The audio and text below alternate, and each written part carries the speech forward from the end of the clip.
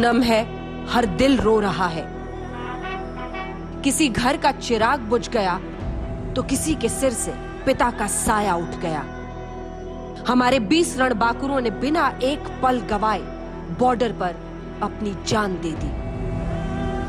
एक और भावनाओं का सैलाब है तो दूसरी ओर समस्या के समाधान की जमीनी कोशिश। एलएसी पर तनाव खत्म करने के लिए भारत और चीन बार बार बातचीत की मेज पर जा रहे हैं। दोनों देशों के अधिकारियों की लगातार बैठकें हो रही हैं, लेकिन इन सब से बेपरवाह देश की सियासत सूरज के 7वें घोड़े पर सवार है। चीन ने हिंदुस्तान के शस्त्रहीन सैनिकों की हत्या करके एक बहुत बड़ा अपराध किया है। मैं पूछना चाहता हूं, इन वीरों को बिना हथियार खतरे की ओर किसने भेजा और क्यों भेजा? कौन जिम्मेदार है? कुछ दिनों से, विगत 4-5 दिनों से देख रहे हैं जिस प्रकार की आपकी ट्वीट्स आती हैं, जिस प्रकार के भद्दे शब्दों का आप प्रयोग करते हैं हिंदुस्तान की प्रधानमंत्री के लिए, जिस प्रकार का अविश्वास आप हिंदुस्तान के प्रति दिखाते हैं, ये बहुत ही गैर जिम्मेदाराना है और ये बहुत ही दुखद है। राहुल के इस सवाल पर विदेश मंत्री एस जयशंकर ने भी जवाब दिया। हमें तथ्यों को जानना चाहिए। सीमा पर ड्यूटी के दौरान जवानों के पास हथियार हर वक्त मौजूद होते हैं, खासकर तब जब वो पोस्ट छोड़ते हैं। 15 जून को गलवान घाटी में भी जवानों ने ऐसा ही किया। सालों से ये परंपरा चल रही है कि फेस ऑफ के दौरान हथियारों का इस्तेमाल नहीं किया जाता।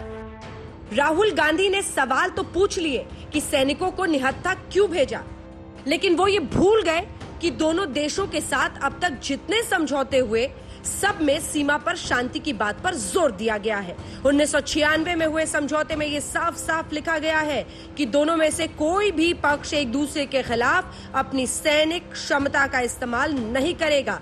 एलएसी के दोनों ओर तैनात की गई फौज किसी भी तरह एक दूसरे के खिलाफ सैनिक गतिविधियों में शामिल नहीं होगी। आप वेरीफाई करिए राहुल जी, नवंबर 1996 में यह एग्रीमेंट साइन किया गया था।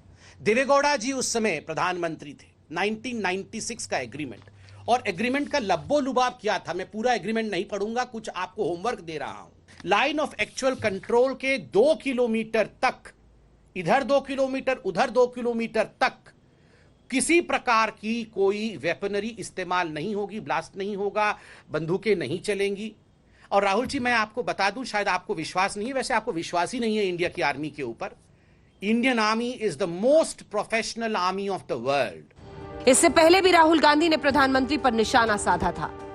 हिंदुस्तान के 20 सैनिक शहीद हुए, उनको उनके परिवारों से छीना गया। चाइना ने हिंदुस्तान की जमीन छीनी है, हमारी जमीन हड़पी है। प्रधानमंत्री जी, आप चुप क्यों हैं?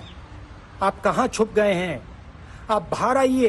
दिलचस्प ये है कि गलवान हिंसा पर मोदी सरकार से बार बार सवाल करने वाली कांग्रेस पार्टी ने चीन की सत्तारूढ़ कम्युनिस्ट पार्टी से 2008 में एक करार किया था, जिसके मुताबिक ये तय हुआ था कि किसी भी अहम द्विपक्षीय या अंतर्राष्ट्रीय मसले पर दोनों पार्टियां आपस में विचार विमर्श करेंगी। मतलब कांग्रेस और कम्युनिस्ट पार्टी ऑफ चाइना के बीच में बहुत सारे आदान प्रदान हो, उसके लिए एक एमओयू साइन किया गया 2008 में। मित्रों, एमओयू, मेमोरेंडम ऑफ अंडरस्टैंडिंग, आपने देशों के बीच में सुना होगा, मंत्रियों के बीच में होता है, ये सुना होगा। 2 पॉलिटिकल पार्टीज के बीच में ये कितनी बार सुना है, आप जरा बताएं।